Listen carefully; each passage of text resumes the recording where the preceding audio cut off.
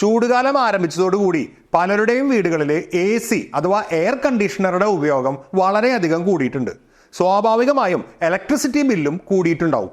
സാമ്പത്തികമായി നോക്കുകയാണെങ്കിൽ ഒരു AC വാങ്ങുന്നതിനേക്കാൾ ബുദ്ധിമുട്ടാണ് അതുമൂലമുള്ള കറണ്ട് ബില്ല് അടയ്ക്കാനെന്ന് ഇതിനോടകം തന്നെ പലരും മനസ്സിലാക്കിയിട്ടുണ്ടാവും.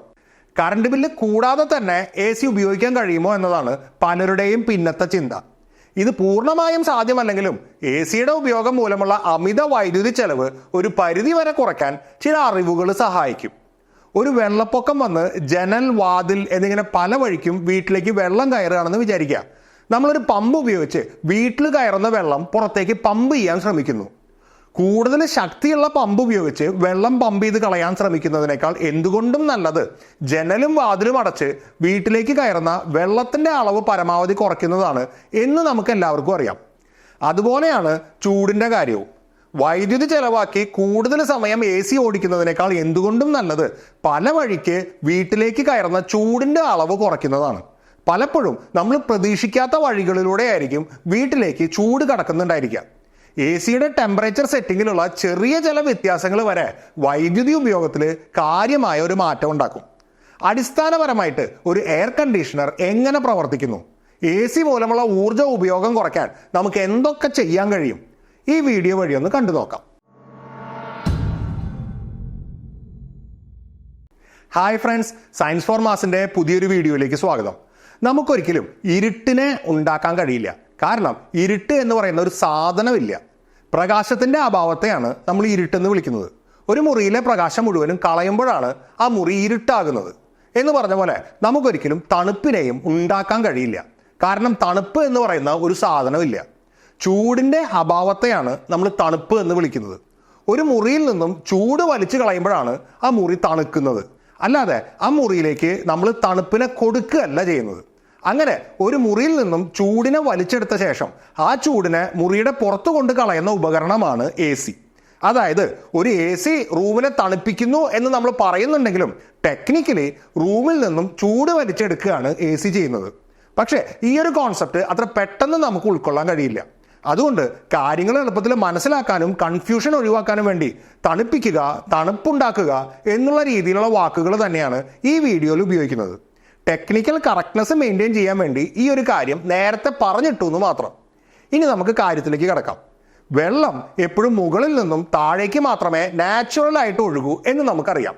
താഴെ നിന്നും മുകളിലേക്ക് വെള്ളം ഒഴുകണമെന്നുണ്ടെങ്കിൽ നമ്മൾ അങ്ങോട്ട് ഊർജം കൊടുക്കണം. അതായത് പവർ കൺസ്യൂം ചെയ്യുന്ന പമ്പ് പോലെയുള്ള എന്തെങ്കിലും ഒരു ഉപകരണം ഉപയോഗിക്കണം. എന്ന് പറഞ്ഞ പോലെ ടെമ്പറേച്ചർ കൂടുതലുള്ള സ്ഥലത്ത് നിന്നും ടെമ്പറേച്ചർ കുറവുള്ള സ്ഥലത്തേക്കാണ് നാച്ചുറലായിട്ട് ചൂടൊഴുകുന്നത്. അതിനെ തിരിച്ചൊഴുക്കണം എന്നുണ്ടെങ്കിൽ അവിടെയും നമ്മൾ ഊർജം ചെലവാക്കേണ്ടതായിട്ട് വരും. ഇത്തരത്തിൽ ടെമ്പറേച്ചർ കുറവുള്ള റൂമിൽ നിന്നും ടെമ്പറേച്ചർ കൂടുതലുള്ള അന്തരീക്ഷത്തിലേക്ക് ചൂട് പുറന്തള്ളാൻ നമ്മൾ ഉപയോഗിക്കുന്ന പമ്പാണ് എയർ കണ്ടീഷണർ. അതുകൊണ്ടാണ് എയർ കണ്ടീഷണറിനെ ഹീറ്റ് പമ്പ് എന്ന് ചിലപ്പോഴൊക്കെ വിളിക്കുന്നത്. Window AC, split AC, ductable AC, central AC, ചില്ലർ എന്നിങ്ങനെ പലതരം ACകളുണ്ട്. പക്ഷേ ഈ എല്ലാ തരം ACകളിലും തണുപ്പുണ്ടാക്കാൻ ഉപയോഗിക്കുന്നത് ഒരേ മെത്തേഡ് തന്നെയാണ്. ഈവൻ ഒരു ഫ്രിഡ്ജിനുള്ളിൽ തണുപ്പുണ്ടാക്കാനും ഇതേ പ്രോസസ്സ് തന്നെയാണ് ഉപയോഗിക്കുന്നത്. വേപ്പർ കംപ്രഷൻ സൈക്കിൾ എന്നാണ് ഈ പ്രോസസ്സിന്റെ പേര്. പേര് കേട്ട് കൺഫ്യൂസ്ഡ് ആവണ്ട, മാക്സിമം സിമ്പിൾ ആയിട്ടാണ് അതിവിടെ എക്സ്പ്ലെയിൻ ചെയ്യാൻ പോകുന്നത്. വേപ്പർ കംപ്രഷൻ സൈക്കിളിനെ കുറിച്ച് ഓൾറെഡി അറിയാവുന്നവരാണ് നിങ്ങളെങ്കിൽ ഈ ഭാഗം സ്കിപ്പ് ചെയ്യാം. കാരണം ഈ വിശദീകരണം അത്രയ്ക്ക് ബേസിക് ആണ്. സാധാരണ ലിക്വിഡ് രൂപത്തിലുള്ള ഒരു വസ്തു ഇവാപ്പറേറ്റ് ചെയ്യുമ്പോൾ അത് ചൂട് അബ്സോർബ് ചെയ്യും. ഇതുമൂലം അത് തണുപ്പിന്റെ ഫീൽ ഉണ്ടാക്കും.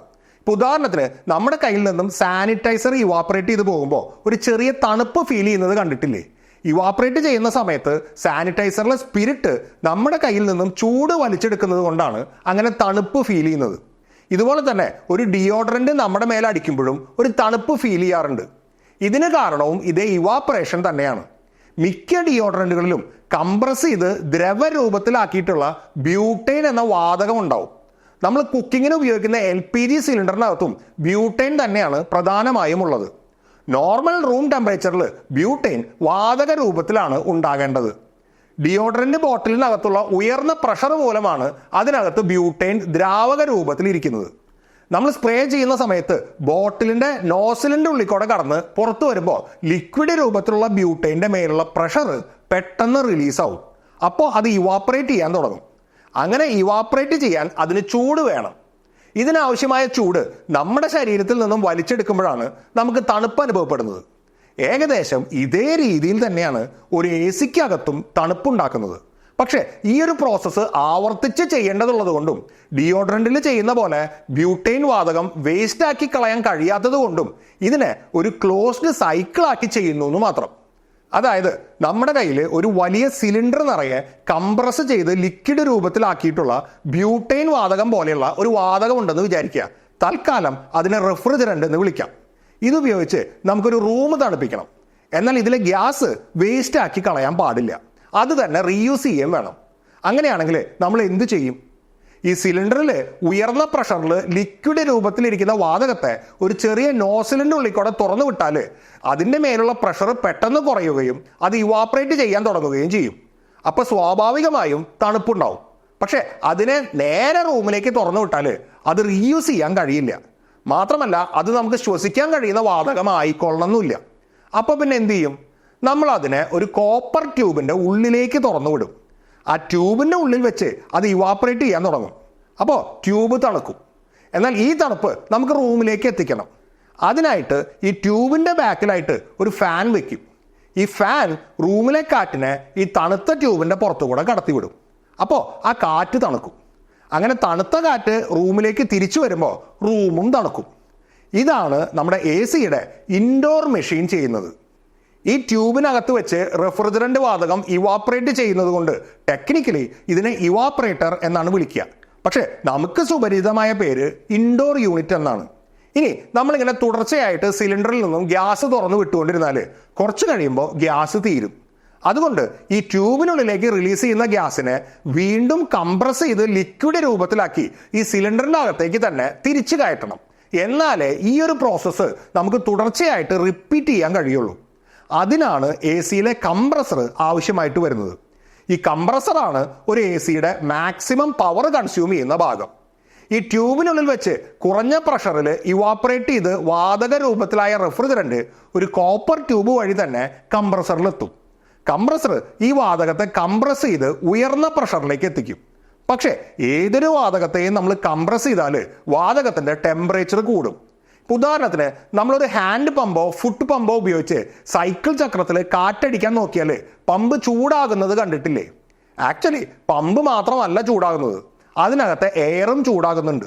അതുപോലെ തന്നെ എ സിയിലെ കംപ്രസർ വാതക രൂപത്തിലുള്ള റെഫ്രിജറന്റിനെ കംപ്രസ് ചെയ്യുമ്പോൾ റെഫ്രിജറന്റും ചൂടാവും. ആ ഉയർന്ന ചൂടിൽ അതിന് ലിക്വിഡ് രൂപത്തിലേക്ക് മാറാൻ കഴിയില്ല. അതിനെ ലിക്വിഡാക്കി മാറ്റണം എന്നുണ്ടെങ്കിൽ അതിൻ്റെ ചൂട് കളയണം. അതിനാണ് ഔട്ട്ഡോർ യൂണിറ്റിൽ കാറിൻ്റെ റേഡിയേറ്റർ പോലെയുള്ള ഒരു സംഭവം ഉള്ളത്. കണ്ടൻസർ എന്നാണ് ഇതിനെ വിളിക്കുന്നത്. കംപ്രസറിൽ നിന്നും പുറത്തു വരുന്ന ചൂടുള്ള റെഫ്രിജറന്റ് ഈ കണ്ടൻസർ ട്യൂബുകളിലൂടെ കടന്നു പോകുമ്പോൾ അതിൻ്റെ പിറകിലായിട്ട് വെച്ചിരിക്കുന്ന ഫാൻ അതിലേക്ക് കാറ്റടിക്കും. അപ്പോൾ ട്യൂബിനകത്തുള്ള റെഫ്രിജറന്റ് തണുക്കും. ഒപ്പം ട്യൂബിന് പുറത്തുകൂടെ കടന്നു പോകുന്ന കാറ്റ് ചൂടാവും. നമ്മൾ നോർമലി വീട്ടിൽ ഉപയോഗിക്കുന്ന സ്പ്ലിറ്റ് എ സിയിൽ ഈ കംപ്രസറും കണ്ടൻസറും ഇരിക്കുന്നത് ഔട്ട്ഡോർ യൂണിറ്റിലാണ്. ഒരു എ സിയുടെ ഔട്ട്ഡോർ യൂണിറ്റിൽ നിന്നും ചൂട് കാറ്റ് പുറത്തു വരാൻ ഇതാണ് കാരണം. ഈ കണ്ടൻസറിലൂടെ കടന്നു പോകുന്ന ഉയർന്ന പ്രഷറും ടെമ്പറേച്ചറുമുള്ള റെഫ്രിജറന്റിൽ നിന്നും ഹീറ്റ് റിമൂവ് ചെയ്ത് കഴിയുമ്പോൾ ആ റെഫ്രിജറന്റ് വീണ്ടും ലിക്വിഡായി മാറും. ഒരു വാതകം ലിക്വിഡ് ആവുന്ന പ്രോസസ്സിനെ കണ്ടൻസേഷൻ എന്നാണ് വിളിക്കുക. അതുകൊണ്ടാണ് ഈ യൂണിറ്റിനെ കണ്ടൻസർ എന്ന് വിളിക്കുന്നത്. ഇവിടെ ശ്രദ്ധിക്കേണ്ട ഒരു കാര്യം, ഇൻഡോർ യൂണിറ്റിൽ വെച്ച് ലിക്വിഡ് രൂപത്തിലുള്ള റെഫ്രിജറന്റ് ഇവാപ്പറേറ്റ് ചെയ്തപ്പോൾ അബ്സോർബ് ചെയ്ത ചൂടാണ് ഇവിടെ കണ്ടൻസർ വഴി പുറന്തള്ളിയത്. അതുകൊണ്ടാണ് റൂമിൽ നിന്നും ചൂട് വലിച്ചെടുത്ത് അന്തരീക്ഷത്തിലേക്ക് പുറന്തള്ളുകയാണ് ഒരു എ സി ചെയ്യുന്നത് എന്ന് പറയാൻ കാരണം. കണ്ടൻസറിലൂടെ കടന്നുപോയി കഴിയുമ്പോൾ ഉയർന്ന പ്രഷറിലുള്ള ലിക്വിഡ് രൂപത്തിലുള്ള റെഫ്രിജറന്റ് നമുക്ക് തിരിച്ചു കിട്ടി. ഇനി നമുക്കതിനെ സിലിണ്ടറിൻ്റെ ഉള്ളിലേക്ക് തിരിച്ചു കയറ്റാം. എന്നിട്ട് വീണ്ടും റൂം തണുപ്പിക്കാൻ ഉപയോഗിക്കാം. അപ്പോൾ ഇതൊരു ക്ലോസ്ഡ് സൈക്കിളായി. അതായത് റൂം തണുപ്പിക്കാൻ നമ്മൾ ഉപയോഗിച്ച റെഫ്രിജറന്റ് വീണ്ടും വീണ്ടും ഉപയോഗിക്കാൻ കഴിയുന്ന ഒരു ക്ലോസ്ഡ് സൈക്കിൾ. നമ്മളിപ്പോൾ കണ്ട ഈ സൈക്കിളാണ് ഒരു വേപ്പർ കംപ്രഷൻ സൈക്കിൾ. തെർമോഡൈനാമിക്സ് അനുസരിച്ച് കുറച്ചുകൂടി ടെക്നിക്കലായിട്ട് പറയേണ്ട ചില കാര്യങ്ങൾ കൂടി ഇതിലുണ്ട്. പക്ഷേ അതിലേക്കൊന്നും നമ്മളിപ്പോൾ കടക്കുന്നില്ല. പിന്നെ ഇതൊരു ക്ലോസ്ഡ് ലൂപ്പായി കഴിഞ്ഞാൽ പിന്നെ റെഫ്രിജറന്റ് സ്റ്റോർ ചെയ്യുന്ന ഈ സിലിണ്ടർ വേണമെന്ന് നിർബന്ധമില്ല. അതുകൊണ്ട് മിക്ക ചെറിയ എ സികൾക്കും ഈ സ്റ്റോറേജ് സിലിണ്ടർ ഉണ്ടാകാറില്ല. പ്രഷർ പെട്ടെന്ന് റിലീസ് ചെയ്യാൻ കഴിയുന്ന ഒരു നോസിൽ മാത്രമേ ഉണ്ടാകാറുള്ളൂ. കണ്ടൻസറിൽ നിന്നും വരുന്ന പൈപ്പ് നേരെ ഈ നോസിലിൻ്റെ ബാക്കിൽ കൊണ്ട് കണക്ട് ചെയ്യുകയാണ് ചെയ്യുക. ഈ നോസിലിൻ്റെ ഫംഗ്ഷൻ ഉയർന്ന പ്രഷറിൽ ലിക്വിഡ് രൂപത്തിലിരിക്കുന്ന റെഫ്രിജറൻറ്റിൻ്റെ പ്രഷർ പെട്ടെന്ന് കുറച്ച് അതിനെ എക്സ്പാൻഡ് ചെയ്യാൻ അനുവദിക്കുക എന്നുള്ളതാണ്. അതുകൊണ്ട് തന്നെ അതിനുള്ള ടെക്നിക്കൽ ടേം എക്സ്പാൻഷൻ ഡിവൈസ് എന്നാണ്. ചുരുക്കി പറഞ്ഞാൽ നമ്മളിപ്പോൾ കണ്ട ഈ ക്ലോസ്ഡ് സൈക്കിൾ കംപ്ലീറ്റ് ആവാൻ പ്രധാനമായും 4 കമ്പോണൻസ് ആണ് വേണ്ടത്. 1 കംപ്രസർ, 2 കണ്ടൻസർ, 3 ഒരു നോസിൽ അല്ലെങ്കിൽ എക്സ്പാൻഷൻ ഡിവൈസ്, പിന്നെ 4 ഒരു ഇവാപ്പറേറ്റർ. ഏതൊരു എ സിക്കും ഈ 4 ഘടകങ്ങൾ എന്തായാലും ഉണ്ടാവും. ഒരു ഫ്രിഡ്ജ് ആയാലും ഈ 4 കമ്പോണൻസ് അതിലുണ്ടാവും. ഈ 4 കമ്പോണൻസിലെ ഓരോന്നും എവിടെ ഇരിക്കുന്നു എന്നതനുസരിച്ച് നമ്മൾ ഉപയോഗിക്കുന്ന എ സിയുടെ പേര് മാറും. ഇപ്പോൾ ഒരു വിൻഡോ എ സിയിൽ ഈ 4 ഘടകങ്ങളും ഒരൊറ്റ ബോക്സിനകത്താണ് അറേഞ്ച് ചെയ്തിരിക്കുന്നത്. എന്നാൽ ഒരു സ്പ്ലിറ്റ് എ സിയിൽ ഇവാപ്പറേറ്റർ മുറിക്കകത്തുള്ള ഇൻഡോർ യൂണിറ്റിലും കംപ്രസറും കണ്ടൻസറും മുറിക്ക് പുറത്തുള്ള ഔട്ട്ഡോർ യൂണിറ്റിലുമാണ് ഉണ്ടായിരിക്കുക. ഇത് രണ്ടും തമ്മിൽ ബന്ധിപ്പിച്ചിരിക്കുന്നത് കോപ്പർ പൈപ്പുകൾ വഴിയായിരിക്കും. എക്സ്പാൻഷൻ ഡിവൈസ് ഇൻഡോർ യൂണിറ്റിലോ ഔട്ട്ഡോർ യൂണിറ്റിലോ ആവാം. പക്ഷേ ഈ സൈക്കിളിലെ അതിൻ്റെ സ്ഥാനത്തിൽ മാറ്റം ഉണ്ടാവില്ല. ഇനി നമുക്ക് നോക്കാനുള്ളത് നമ്മുടെ റൂമിലേക്ക് ചൂട് എങ്ങനെ വരുന്നു എന്നുള്ളതാണ്. അതായത് നമ്മൾ വൈകിട്ട് റൂമിലേക്ക് വരുമ്പോൾ റൂമിൻ്റെ താപനില ഒരു 30 ഡിഗ്രി സെൽഷ്യസ് ആണെന്ന് വിചാരിക്കുക. നമ്മൾ എ സി ഓണാക്കുന്നു, അരമണിക്കൂറോ 1 മണിക്കൂറോ കൊണ്ട് റൂമിൻ്റെ താപനില നമുക്ക് ആവശ്യമുള്ള 25 ഡിഗ്രി സെൽഷ്യസിലേക്ക് എത്തുന്നു. അങ്ങനെയാണെങ്കിൽ അത്രയും സമയം മാത്രം എ സി റൺ ചെയ്താൽ പോരെ. അങ്ങനെ വരുമ്പോൾ കാര്യമായ ഒരു കറണ്ട് ബില്ല് വരികയില്ല. പക്ഷേ അവിടെയാണ് ഒരു പ്രധാന പ്രശ്നമുള്ളത്. റൂമിൻ്റെ ടെമ്പറേച്ചർ 25 ഡിഗ്രി എത്തിയാലും ആ ടെമ്പറേച്ചർ രാത്രി മുഴുവനും മെയിൻറ്റെയിൻ ചെയ്യണമെന്നുണ്ടെങ്കിൽ രാത്രി മുഴുവനും എ സി ഓടിക്കണം. അപ്പോഴാണ് കറണ്ട് ബില്ല് കൂടുന്നത്. ഇതിനുള്ള പ്രധാന കാരണം റൂമിലേക്ക് പുറത്തു നിന്നുമുള്ള ചൂടിൻ്റെ ഒഴുക്കാണ്. അതായത് റൂമിനകത്ത് 25 ഡിഗ്രി ആയാലും റൂമിന് പുറത്ത് 32-35 ഡിഗ്രി താപനില ഉണ്ടായിരിക്കും. ഉയർന്ന ടെമ്പറേച്ചറുള്ള സ്ഥലത്ത് നിന്നും താഴ്ന്ന ടെമ്പറേച്ചറുള്ള സ്ഥലത്തേക്ക് ചൂട് നാച്ചുറലായിട്ട് ഒഴുകും എന്ന് നമ്മൾ നേരത്തെ കണ്ടിരുന്നു. അതിൻ്റെ ഫലമായിട്ട് നമ്മുടെ മുറിയുടെ ചുവരുകൾ വഴി കണ്ടക്ഷൻ മൂലം പുറത്തുള്ള ചൂട് അകത്തേക്ക് തുടർച്ചയായി ഒഴുകും. ചുവരിലൂടെ മാത്രമല്ല, ജനലുകളൊക്കെ അടഞ്ഞു കിടക്കുകയാണെങ്കിലും അതിൻ്റെ ചില്ലുകൾക്ക് തിക്നെസ് തീരെ കുറവായതുകൊണ്ട് അതുവഴിയും ചൂട് കണ്ടക്ട് ചെയ്യും. ഇതാണ് നമ്മുടെ റൂമിനെ തുടർച്ചയായിട്ട് ചൂട് പിടിപ്പിക്കുന്ന പ്രധാന ഘടകം. ഇതുകൂടാതെ നമ്മുടെ ശരീരവും ചൂട് പ്രൊഡ്യൂസ് ചെയ്യുന്നുണ്ട്. ഒരു ശരാശരി മനുഷ്യന്റെ ബോഡി ഹീറ്റ് 100 വാട്ട്സ് ഉള്ള ഒരു ബൾബിൽ നിന്നും വരുന്ന ചൂടിന് സമാനമാണ് എന്നാണ് കണക്കാക്കപ്പെടുന്നത്. ഇതുകൂടാതെ നമ്മുടെ ശരീരത്തിൽ നിന്നും ഉയരുന്ന വിയർപ്പിലും ശ്വാസത്തിലും ഒക്കെ നീരാവിയുടെ അംശമുണ്ട്. അതിലടങ്ങിയിട്ടുള്ള ഊർജവും റൂമിന്റെ ചൂട് കൂട്ടും. ഒരു നോർമൽ എ സി എപ്പോഴും റൂമിലുള്ള എയറിനെ തന്നെയാണ് തണുപ്പിച്ച് തിരിച്ച് റൂമിലേക്ക് വിടുന്നത്. പുറത്തു നിന്നുള്ള എയറിനെ അത് എടുക്കുന്നില്ല. അതുകൊണ്ട് തന്നെ റൂമിന്റെ വാതിൽ തുറക്കുക അടയ്ക്കുകയും ചെയ്യുമ്പോൾ റൂമിലേക്ക് കടക്കുന്ന ചൂട് കാറ്റ് റൂമിന്റെ ചൂട് കൂട്ടാൻ കാരണമാവും. അതുപോലെ തന്നെ റൂമിന് എയർ ഹോള് പോലെയുള്ള ചെറിയ ഓപ്പണിങ്സ് ഉണ്ടെങ്കിൽ അതുവഴിയും പുറത്തു നിന്നുള്ള ചൂടുകാറ്റ് അകത്തേക്ക് കടക്കും. അങ്ങനെ പല രീതിയിലൂടെയും റൂമിലേക്ക് തുടർച്ചയായിട്ട് ചൂട് വന്നുകൊണ്ടിരിക്കും. ഇതെല്ലാം കൂടെ ചേർത്തതിനെയാണ് റൂമിന്റെ ഹീറ്റ് ലോഡ് എന്ന് വിളിക്കുന്നത്. അതായത് ഒരു റൂമിന്റെ ടെമ്പറേച്ചർ ഉയരാൻ കാരണമാകുന്ന രീതിയിൽ പല വഴിക്കും റൂമിലേക്ക് എത്തുന്ന ചൂടിനെയാണ് റൂമിന്റെ ഹീറ്റ് ലോഡ് എന്ന് വിളിക്കുന്നത്. ഇങ്ങനെ തുടർച്ചയായ റൂമിനകത്തേക്ക് കിടക്കുന്ന ചൂടിനെ പുറന്തള്ളാൻ വേണ്ടിയാണ് രാത്രി മുഴുവനും എ സി തുടർച്ചയായിട്ട് റൺ ചെയ്യേണ്ടി വരുന്നത്. അതാണ് കറണ്ട് ബില്ല് കൂടാൻ കാരണമാകുന്നത്. ചുരുക്കി പറഞ്ഞാൽ എ സി ഓടുന്നത് മൂലമുള്ള കറണ്ട് ബില്ല് കുറയ്ക്കാൻ ഏറ്റവും നല്ല വഴി റൂമിലേക്ക് ഒഴുകുന്ന ചൂടിൻ്റെ അളവ് കുറയ്ക്കുക, അഥവാ റൂമിൻ്റെ ഹീറ്റ് ലോഡ് കുറയ്ക്കുക എന്നുള്ളതാണ്. ഇതിന് നമുക്ക് എന്തൊക്കെ ചെയ്യാൻ കഴിയും എന്നതാണ് നമ്മൾ ഇനി നോക്കാൻ പോകുന്നത്. ഇതിൽ ഏറ്റവും പ്രധാനപ്പെട്ട ഭാഗം ചുവരുകൾ വഴി അകത്തേക്ക് കടക്കുന്ന ചൂട് തടയുക എന്നുള്ളതാണ്. ഇതിന് 2 വഴികളുണ്ട്. ഒന്ന്, വീടിൻ്റെ കൺസ്ട്രക്ഷൻ സമയത്ത് തന്നെ ശ്രദ്ധിക്കേണ്ട കാര്യമാണ്. ചൂടിൻ്റെ ഒഴുക്കിനെ തടയുന്ന പ്രോപ്പർ ഇൻസുലേഷൻ പ്രോപ്പർട്ടീസ് ഉള്ള ഒരുപാട് കൺസ്ട്രക്ഷൻ മെറ്റീരിയൽസ് ഇന്ന് അവൈലബിൾ ആണ്. അവ ഉപയോഗിക്കുന്നത് വഴി ഈ രീതിയിലുള്ള ഹീറ്റ് ലോഡ് നല്ല പോലെ കുറയ്ക്കാൻ കഴിയും. പിന്നെ പകൽ സമയത്ത് എ സി ഉപയോഗിക്കുന്ന റൂമുകളാണെങ്കിൽ റൂമിൻ്റെ പുറം ചുവരിൽ വെയിലടിക്കുന്നത് മാക്സിമം ഒഴിവാക്കാൻ ശ്രമിക്കുക.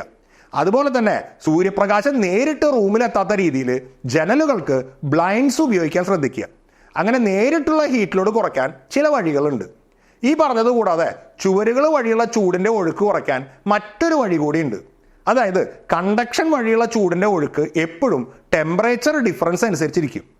ഉദാഹരണത്തിന് റൂമിനകത്ത് 26 ഡിഗ്രിയും റൂമിന് പുറത്ത് 30 ഡിഗ്രി ആണെങ്കിൽ ടെമ്പറേച്ചർ ഡിഫറൻസ് 4 ഡിഗ്രിയാണ്.